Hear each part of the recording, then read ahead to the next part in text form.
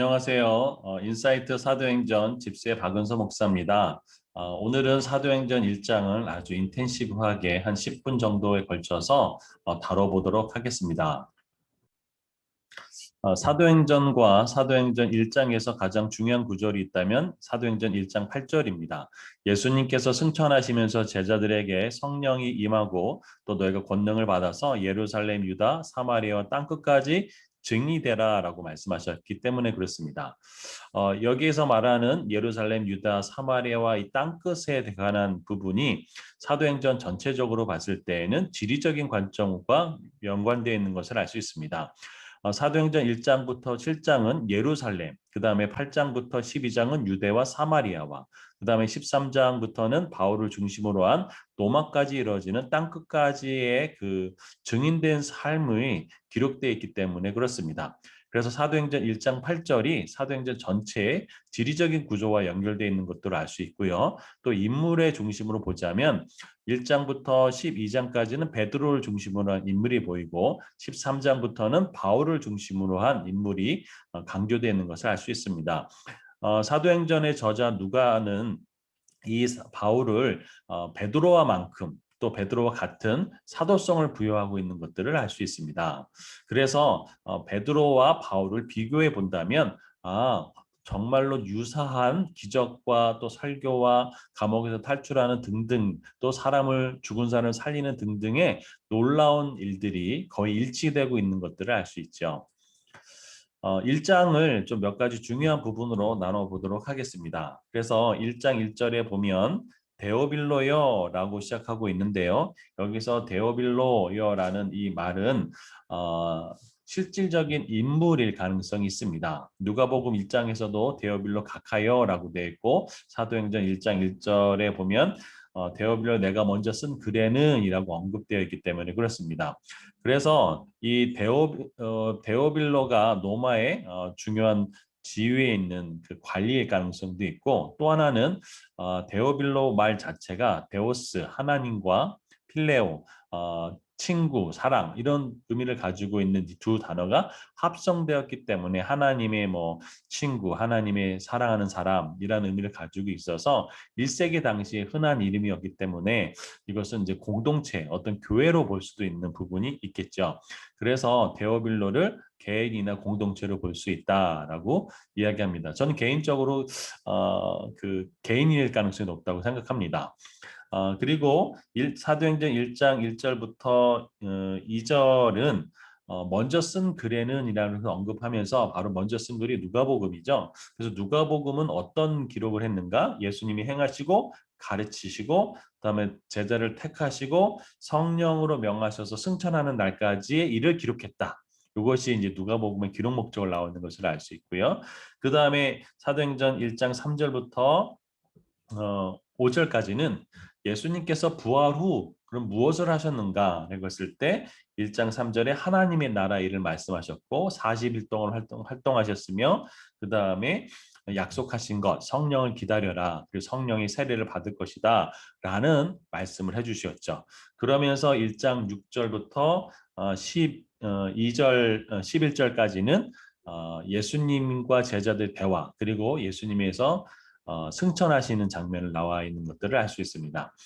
여기에 1장 12절에 보면 이렇게 되어 있습니다. 제자들이 감람원, 다시 말하면 올리브산이죠. 거기로부터 예루살렘으로 돌아오는데 그 길이 안식일에 알맞은 거리라고 되어 있습니다. 물론 이 안식일에 알맞은 거리에 대해서 여러 가지 많은 것들이 있습니다. 1.2km일 것이다, 1.6km 것이다. 근데 보통 한 2.8km 정도로 봅니다.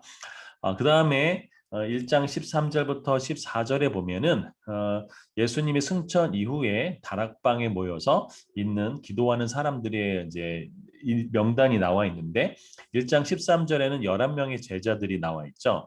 그런데 1장 14절에 보면 좀 특징적인 것을 알 수 있습니다. 1장 14절에 여자들과 예수의 어머니 마리아와라고 되어 있습니다.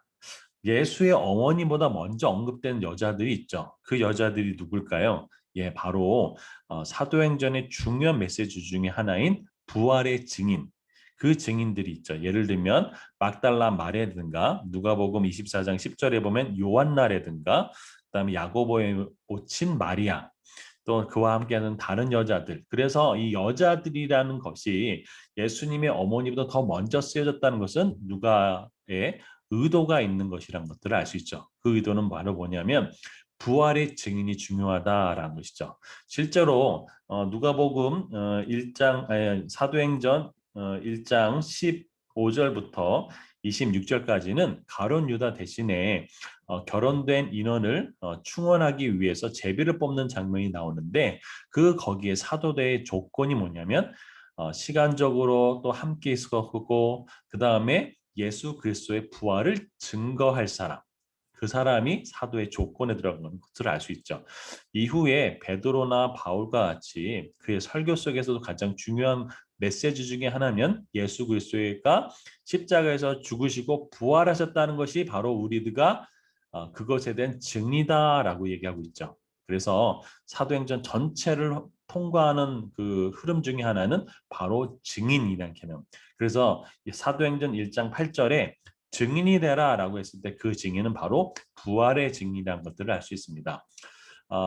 베드로는 이 가룟 유다 대신에 그 다른 사람을 뽑아서 그 12명을 맞추기 위해서 했을 때에 아무렇게나 그냥 어떤 감정적으로 한 것이 아니라 아주 중요한 결정을 말씀에 근거했다라는 것이죠. 그래서 다윗의 그 기록, 그래서 다윗이 노래에 예언했던 그의 거처가 황폐하게 되고 또 그의 직분이 타인이 취하게 해달라라는 것을 근거로 해서 사도를 뽑게 되었고요. 그리고 사도의 조건으로는 1장 21절에 보면은 시간적인 조건이 첫 번째가 있죠. 세례 요한의 이후부터 예수님이 승천하신 날까지 그 기간, 시간적 기간과 그 다음에 두 번째 조건이 바로 항상 함께 다녔던 사람. 그 다음에 세 번째가 부활을 증언할 사람, 예수님의 부활을 증언할 사람. 이것이 사도의 조건이죠. 그래서 이때 사도로 뽑혔던 추천됐던 사람이 바로 유수도라고 하고 바사바라고도 하는 요셉과 그 다음에 마띠아가 추천이 되었죠. 그런데 유수도라고 하고 바사바라고도 하는 이 요셉이 수식어가 더 많이 붙여 있다는 것은 그만큼 더 사람들에게 인정받았다는 것들을 알 수 있죠. 그런데 의외로 제비 뽑기를 통해서 그 마띠아가 선출되는 것들을 알 수 있습니다. 제비 뽑는 장면은 구약 성경에서 많이 종종 나오는 것들을 알 수 있죠. 대표적으로 뭐 불임절을 했던 에스더 죽으면 죽으리라고 했던 그 거기서도 불임절 바로 제비 뽑는 일도 나오는 것처럼 이렇습니다. 이렇게 제비를 뽑는 것은 하나님의 섭리에 대한 의미를 가지고 있기 때문에 그렇게 뽑혀졌다는 것들을 알 수 있습니다. 또 하나 특징적인 것도 본다면 이 그 피밭이라고 알려진 알게다마, 이 알게다마는 아람어의 이름을 하켈다마의 헬라어 표기 방법입니다. 그리고 이 가룟 유다가 죽음에 대해서 스가랴 11장 12절부터 13절에는 예수님께서 은 30에 팔릴 것과 또 토기장의 밭을 살 것이다라는 그 예언이 그대로 성취되어 있다라는 것들을 알 수 있습니다. 네, 이렇게 사도행전 1장에 대해서 간단히 살펴보았는데요. 가장 중요한 개념이라면 사도행전 1장에 바로 예수님이 너희가 세상 끝까지 증인이 되라. 이 증인은 바로 부활의 증인. 그래서 마떼아도 뽑히고 또 예수님의 어머니보다 더 여자들이 언급된 가장 중요한 이유는 부활의 증인이기 때문에 그렇다는 것이죠. 오늘도 우리가 이 세상을 향해서 부활의 증인으로 살아가는 저와 여러분이 되었으면 좋겠습니다. 여러분 감사합니다.